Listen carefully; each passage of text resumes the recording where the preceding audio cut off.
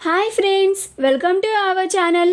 Brahmamudi serial next ఎపిసోడ్లో ఏం జరగబోతోందో ఈ వీడియోలో చూసి తెలుసుకుందాం. బారసాలకి వస్తున్న అనామిక అసలేం జరిగింది అని తెలుసుకోవడానికి ఈ వీడియోని స్కిప్ చేయకుండా ఎండ్ వరకు చూసేయండి. ధాన్యలక్ష్మి ప్రకాశం దగ్గరికి వచ్చి ప్రకాశంని రెచ్చగొడుతూ ఉంటుంది. మీరు ఏం చేస్తారో నాకు తెలియదు, కళ్యాణ్తో మీరే మాట్లాడి వాడిని ఒప్పించి మనకి రావాల్సిన వాటా మనకి వచ్చేలాగా చేసి ఈ కుటుంబం నుండి వెళ్ళిపోదామండి, మన కొడుకుతో సంతోషంగా బతుకుదాము అని అంటూ ఉంటుంది. అప్పుడు ప్రకాశం, ఇప్పుడు కళ్యాణ్కి ఎవరు అంత అన్యాయం చేస్తున్నారు, ఇప్పుడు అంత తొందర ఏమొచ్చింది ధాన్యం, ఎందుకని నువ్వైనా మొన్న కేసు పెట్టాలి అని అనుకున్నప్పుడు కళ్యాణ్ వచ్చి నిన్ను ఎన్ని మాటలు అన్నాడో గుర్తులేదా, వాడికి ఈ కుటుంబం నుంచి వేరుగా వెళ్ళడం అస్సలు ఇష్టం లేదు అని అంటాడు. అప్పుడు ధాన్యలక్ష్మి, నాకు అదంతా తెలియదండి, వాళ్ళు కావాలనే కళ్యాణ్ని ప్రేమగా పిలిచి ఈ కుటుంబంలో ఇక్కడ ఉండేలాగా చూడాలని చూస్తున్నారు. అదే జరిగితే కళ్యాణ్కి రావాల్సిన వాటా కూడా వాళ్ళే తీసేసుకొని అనుభవించేస్తారు. మన కళ్యాణ్ ఒట్టి అమాయకుడండి అని అంటుంది. అప్పుడు ప్రకాశం, ఇప్పుడేమంటావే అని అంటాడు. అప్పుడు ధాన్యలక్ష్మి, మీరు వెళ్ళి కళ్యాణ్ని ఎలాగైనా ఒప్పించాలండి అని అంటుంది. అప్పుడు ప్రకాశం, సరే అయితే నేను కళ్యాణ్తో మాట్లాడతాను, కానీ ఇప్పుడేం మాట్లాడను, నాకు కొంచెం సమయం కావాలి అని అంటాడు. అప్పుడు ధాన్యలక్ష్మి, మీరు ఎంత సమయమైనా తీసుకోండి, కానీ కళ్యాణ్ మీరు చెప్పిన దానికి ఒప్పుకోవాలి, ఇదంతా రేపు బారసాల అయిపోయేలోపు జరిగిపోవాలి. ఆ తరువాత కళ్యాణ్ తన భార్యని తీసుకొని ఈ ఇంట్లో నుంచి వెళ్ళిపోతాడు కదా, ఆ తరువాత కళ్యాణ్తో మాట్లాడడానికి అంతగా వీలు పడదు అని అంటుంది.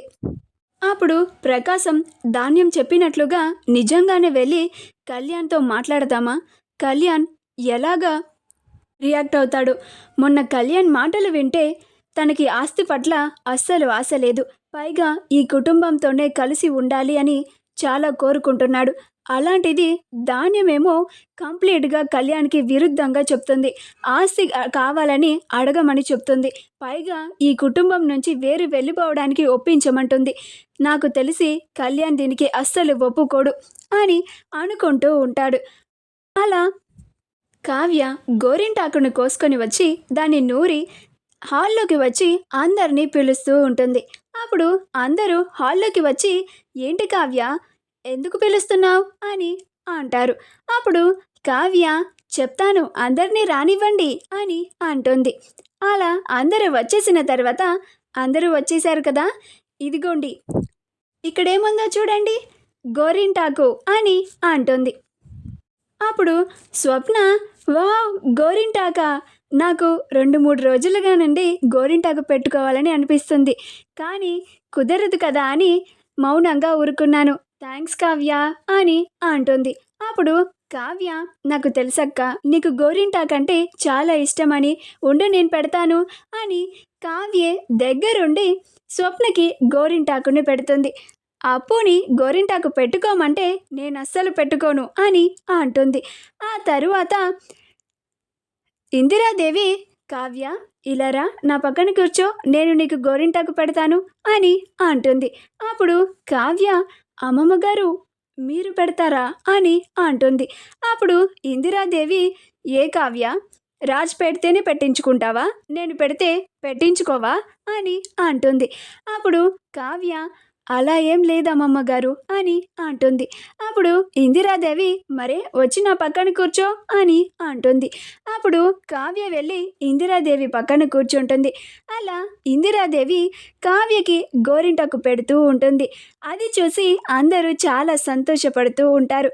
అపర్ణ వాళ్ళ అత్తగారు తన కోడలికి గోరింటాకు పెట్టడం చూసి మురిసిపోతూ ఉంటుంది.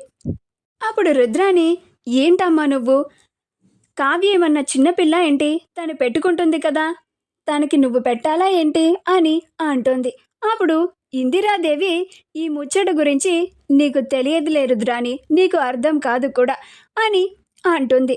అప్పుడు రుద్రాని వాళ్ళు అంతలాగా సంతోషంగా ఉండడం చూసి కళ్ళల్లో నిప్పులు పోసుకుంటూ ఉంటుంది. ఇందిరాదేవి కావ్యకి గోరింటాకు పెడుతూ పెడుతూ, కావ్య నచ్చిందా నీకు, బాగుందా అని అంటుంది. అప్పుడు కావ్య, ఓ ఎందుకు బాగోదు, మా అమ్మమ్మ గారు పెడితే దానికి పేర్లు పెట్టడం కూడానా, చాలా బాగుంది అమ్మమ్మగారు, నాకు చాలా బాగా నచ్చింది, అచ్చం మీలానే ఉంది అని అంటుంది. అప్పుడు ఇందిరాదేవి చాలా సంతోషపడుతూ ఉంటుంది. ఇది చూసి సుభాష్, ప్రకాశం, అపర్ణలు చాలా ఆనందపడిపోతూ ఉంటారు. రుద్రాణి అక్కడ ఉండలేక పక్కకి వచ్చి అనామికకి కాల్ చేస్తుంది. అప్పుడు అనామిక, హలో రుద్రాణి ఆంటీ, ఏంటి ఈ టైంలో కాల్ చేశారు అని అంటుంది. అప్పుడు రుద్రాణి, ఏంటి అనామిక, అసలు నువ్వు అడ్రస్సే లేవేంటి, అసలు ఏం చేస్తున్నావు నువ్వు, ఇక్కడ వీళ్ళందరి సంతోషాలు నవ్వులు చూస్తూ ఉంటే నాకు అసలు తిన్నది కూడా అరగడం లేదు, జీర్ణించుకోలేకపోతున్నాను అని అంటుంది. అప్పుడు అనామిక, కూల్ ఆంటీ కూల్, ఎందుకు అంతలాగా ఫ్రస్ట్రేట్ అయిపోతున్నారు, నేనున్నాను కదా అని అంటుంది.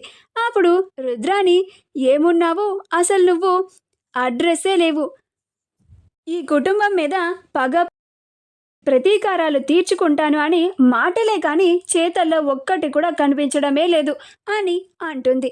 అప్పుడు అనామిక, మీరు హ్యాపీగా ఫీల్ అయ్యే ఒక న్యూస్ చెప్పనా ఆంటీ అని అంటుంది. అప్పుడు రుద్రాణి, ఏంటది అని అంటుంది. అప్పుడు అనామిక, రేపు మీ మనవరాలి బారసాల ఫంక్షన్కి నేను వస్తున్నాను అని అంటుంది. అప్పుడు రుద్రాణి, అవునా, నువ్వు రేపు బారసాల ఫంక్షన్కి వస్తున్నావా అని అంటుంది. అప్పుడు అనామిక, అంతేకాదంటీ, రేపు నేను అక్కడికి వచ్చి మీ దుగ్గిరాల కుటుంబానికి ఇవ్వబోయే షాక్ తెలిస్తే మీరు చాలా సంతోషపడిపోతారు అని అంటుంది. అప్పుడు రుద్రాణి, త్వరగా ఆ బ్రేకింగ్ న్యూస్ ఏంటో చెప్పు అనామిక, నాకు చాలా ఎగ్జైటింగ్గా ఉంది అని అంటుంది. అప్పుడు అనామిక, చెప్పనాంటీ, మీరు కూడా అందరితో పాటే కలిసి విని సర్ప్రైజ్గా ఫీల్ అవ్వండి. రేపు నేను అక్కడికి వచ్చి పెద్ద ఆటం బాంబు లాంటి ఒక బాంబుని పేల్చబోతున్నాను. ఆ దెబ్బకి అక్కడ ఉన్న చిరునవ్వులన్నీ దెబ్బకి ఎగిరిపోతాయి. ఒక్కరి మొహంలో కూడా కళ ఉండదు. పైగా వాళ్ళు కూర్చొని బాధపడడానికి, ఏడవడానికి కూడా కళ్ళల్లో నుంచి ఒక్క చుక్క కూడా రాకుండా చేస్తాను. అలా దెబ్బ మీద దెబ్బలు కొడుతూ ఉంటాను. ఈరోజు రాత్రి వరకు వాళ్ళని సంతోషంగా అలాగా బ్రతకనివ్వండి. రేపటి నుంచి ఎలాగో వాళ్ళకి మనం చూపించబోయే నరకానికి మనశ్శాంతి కూడా ఉండదు కదా ఆంటీ అని అంటుంది. అప్పుడు రుద్రాణి, వావ్ అనామిక, ఇప్పుడు నాకు సంతోషంగా ఉంది అని అంటుంది. మా వీడియో కనుక మీకు నచ్చినట్లయితే లైక్ చేయండి, షేర్ చేయండి, మా ఛానల్ని సబ్స్క్రైబ్ చేసుకోండి, పక్కనే ఉన్న బెల్ ఐకాన్ని క్లిక్ చేయడం మాత్రం మర్చిపోకండి.